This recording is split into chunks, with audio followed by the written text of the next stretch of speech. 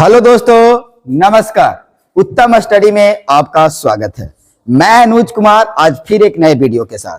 हम लोग इंटरनेट पर जो बिहार बोर्ड के द्वारा ऑब्जेक्टिव मॉडल सेट डाला गया है उसका आज हम लोग मॉडल सेट 2 करेंगे। मॉडल सेट हम लोग 1 कर लिए हैं, आपको डिस्क्रिप्शन में लिंक मिल जाएगा, आप वहां पे जाकर के मॉडल सेट 1 देख सकते हैं। तो चलिए मॉडल सेट की ओर 1 की ओर हम लोग मॉडल सेट 2 का सॉल्यूशन करते हैं।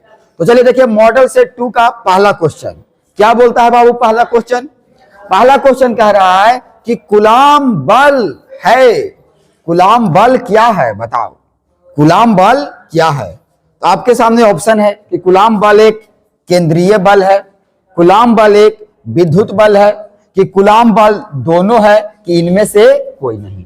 तो हम जानते हैं बाबू कि कूलाम बल जो है वह 2 आवेशों के बीच में लगने वाला बल है। एक आवेश Q1 और एक आवेश Q2, दोनों के बीच में लगने वाला जो बल होता है इस बल को हम क्या बोलते हैं? कूलाम बल कहते हैं। तो बताओ कूलाम बल आवेश के कार्य के बीच में लग रहा है तो विद्युत बल तो होगा, ये निश्चित है। अब देखो कि ये दोनों आवेश का मकसद क्या है? केंद्र की ओर लग रहा है। दोनों बल कहां लग रहा है? केंद्र की ओर लग रहा है, यानी कि केंद्रीय बल भी है। यानी कि इस क्वेश्चन का आंसर होगा सी, यानी ए तथा बी दोनों।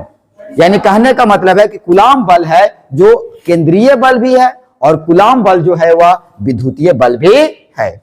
अब क्वेश्चन नंबर 2। क्वेश्चन नंबर 2 कहता है कि परिपथ का गुण, किसका गुण? परिपथ का गुण जो विद्युतीय ऊर्जा को ताप में बदलता हो। क्या करता हो?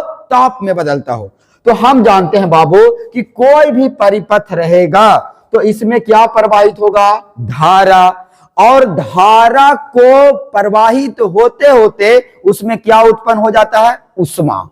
अब देखो कि उष्मा उत्पन्न हो रहा है तो इसका रीजन क्या हो सकता है? तो उष्मा उत्पन्न हो रहा होगा, इसका मतलब है कि धारा को बहने से कोई उसके अंदर रोक रहा होगा, जो धारा को बहने नहीं दे रहा होगा, यानी धारा का विरोध कर रहा होगा। तो बताओ जो धारा का विरोध करता है उसको क्या बोलते हैं?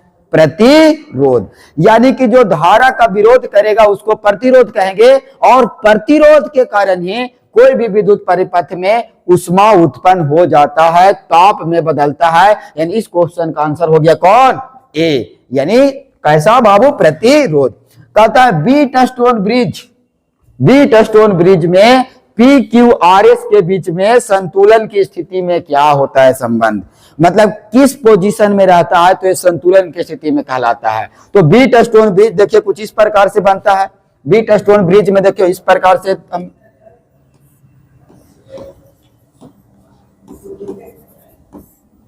देखो इस प्रकार के अगर कोई हमारे पास व्यवस्थित अगर हमारे पास परिपथ रहता है तो इसको हम बोलते हैं कि बीट स्टोन ब्रिज के नियम के समापन, मतलब नियम के तुल्य है। बीट स्टोन ब्रिज में हम एगो को P, एगो को Q, एगो को R, एगो को S कहते हैं।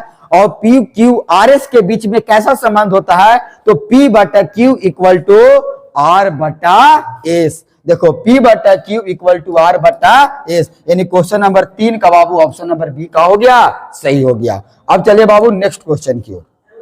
Question number 4। क्वेश्चन नंबर 4 कहता है कि किसी धातु का ताप बढ़ने पर उसका प्रतिरोध क्या होगा? क्या बोल रहा है क्वेश्चन नंबर 4? कि किसी धातु का ताप बढ़ने पर प्रतिरोध, धातु है उसका ताप बढ़ा देंगे तो प्रतिरोध का भी मान क्या होगा? बढ़ जाएगा। एक जैसा क्वेश्चन रहता है कि आधातु में क्या होगा बाबू? तो आधातु को अगर ताप बढ़ा देंगे तो आधातु धातु नियन काम करने लगेगा, यानी उसका प्रतिरोध घट जाएगा। लेकिन अगर धातु को गर्म करेंगे तो इसका प्रतिरोध क्या होगा?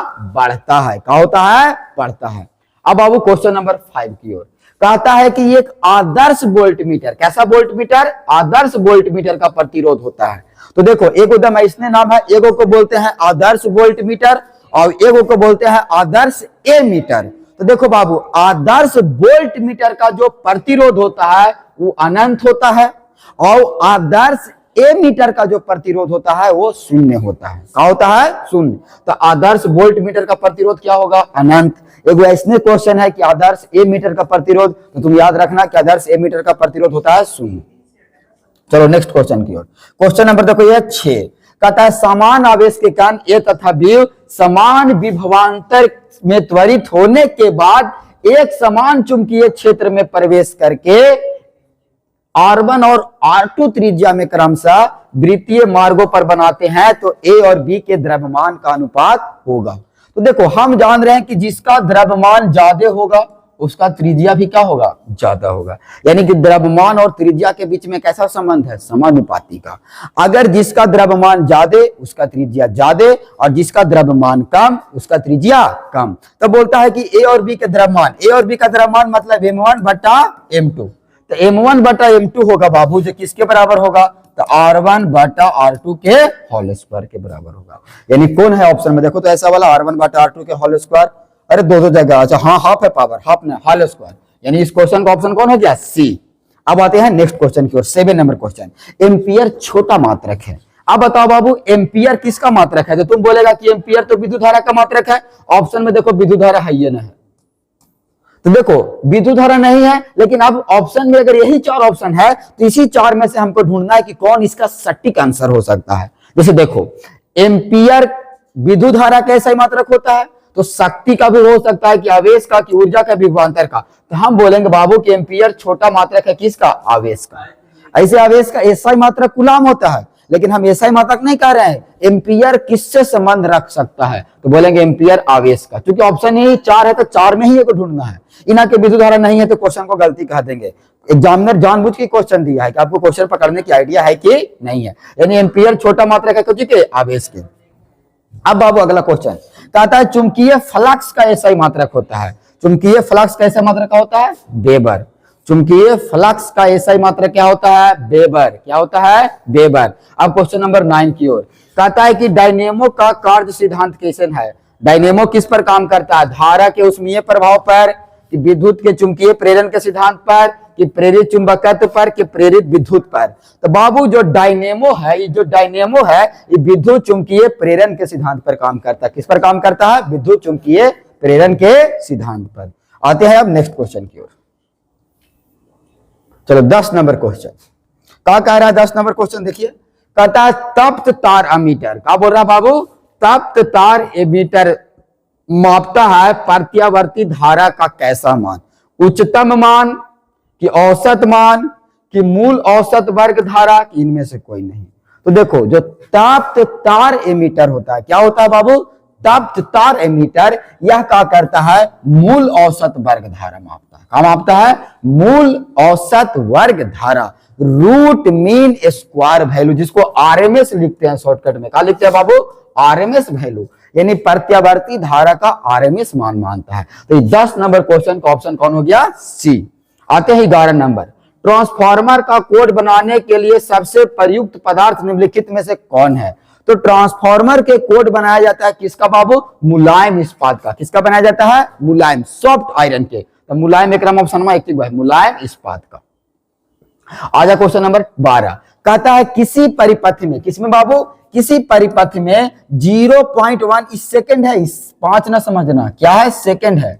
0.1 सेकंड में 5 एम्पियर की धारा दिया जाता है। कितना एम्पियर की, 5 एम्पियर की धारा से शून्यक गिरती है। शून्यक मतलब कि वोल्टेज पहले से कुछ 5 एम्पियर से कहां तक आ गया था, वोल्टेज शून्यक गिरती है। यदि औसत विद्युत वाहक बल कितना दिले है, 200 वोल्ट। कितना दिले है, 200 वोल्ट। तो परिपथ का स्वप्रेरकत्व होगा। स्वप्रेरकत्व यानी जिसको हम एल द्वारा निरूपित करते हैं, और भी बराबर इस तरह से फॉर्मूला होता है बाबू, भी बराबर होता है माइनस में L D I upon D T. तो यहां से अगर एल बराबर निकालेगा तुम तो क्या मिलेगा, एल बराबर मिलेगा भी इंटू में डी टी, और बटा में क्या मिलेगा, डी आई। देखो तो एल निकालने का है तो भी का मान कितना दिया हुआ है, वोल्टेज देखो तो कितना दिया है, 200 वोल्ट। तो भी की जगह कितना, 200। डी टी का मान देखो तो टी कितना दिया, टी तो 0.1 सेकंड। कितना दिया हुआ है, 0.1। यहां पे रख देंगे 0.1। डी आई का मान कितना दिया है, डी आई का मान कितना दिया है, 5.0, यानी रख देते हैं 5.0। ठीक है, यहां से आप 5.0 रखे तो मैंने 5.0 रखे मतलब क्या हो गया, 5.0 रखे मतलब 5 आया। देखो 5.0 रखे मतलब क्या रख दिए, 5। सॉल्व करो बाबू, पॉइंट यहां से हटेगा 10 आएगा, 1 0 से 1 0 कट जाएगा, 5 के 20, यानी कितना गया, 40। कितना गया, 40।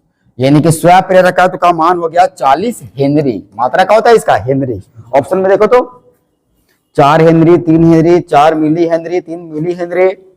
मेरे देखो बाबू, इसको भी सुधार कर लो। इसका मतलब कि 5.0 एम्पियर ना है, यह है 0.5। कितना है? 0.5। तो इसके जगह पर कितना रख दो? 0.4। क्वेश्चन मिस प्रिंट है। अगर ऑप्शन लाना है तो यहाँ पे क्या करेंगे? 0.5 करेंगे। ये भी पॉइंट हटेगा तो कहाँ जाएगा? ऊपर में 10 जाएगा। 10 जाएगा तो कितना हो जाएगा? 400 हो जाएगा। कितना हो जाएगा? 400। यानी बाबू इस अगर ये क्वेश्चन को यही रखा जाए जो क्वेश्चन हम तो समझ दिए हैं, तो इस क्वेश्चन का आंसर कौन होने वाला है बोलो तो? किसी परिपथ में इतना इसको करना 0.1 सेकेंड, 5 एम्पियर के गिरती है, तो आंसर होगा इसका 40। कितना होगा? 40 हेनरी। अब आते हैं नेक्स्ट क्वेश्चन की ओर। क्वेश्चन नंबर 13 कहता है कि चुंबकीय प्रेरण के समय के साथ बदलने के लिए किसी बिंदु पर उत्पन्न होता है। तो चुंबकीय प्रेरण के समय के साथ बदलने पर बिंदु पर क्या उत्पन्न होगा? अगर प्रेरण से उत्पन्न हो रहा है तो उसको बोलेंगे विद्युत क्षेत्र। यानी बाबू क्वेश्चन नंबर 13 का ऑप्शन हो गया सी। अब आते हैं क्वेश्चन नंबर 14। कहता है निम्नलिखित में से महत्तम वेधन क्षमता किसकी होती है? सबसे अधिक वेधन क्षमता कौन किरण का होता है? तो गामा किरण के। देखो तो गामा किरण ऑप्शन में अल्फा बीटा गामा, ये देखो यहाँ, यानी कि 14 का आंसर कौन हो गया? डी।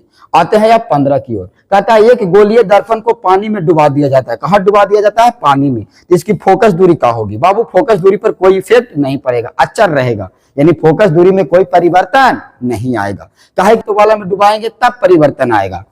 तो अब चलते हैं हम लोग नेक्स्ट क्वेश्चन की ओर। चलिए, हम लोग 15 क्वेश्चन देख लिए हैं। आज हम लोग यही 15 क्वेश्चन रहने देते हैं। अगले वीडियो में मिलते हैं।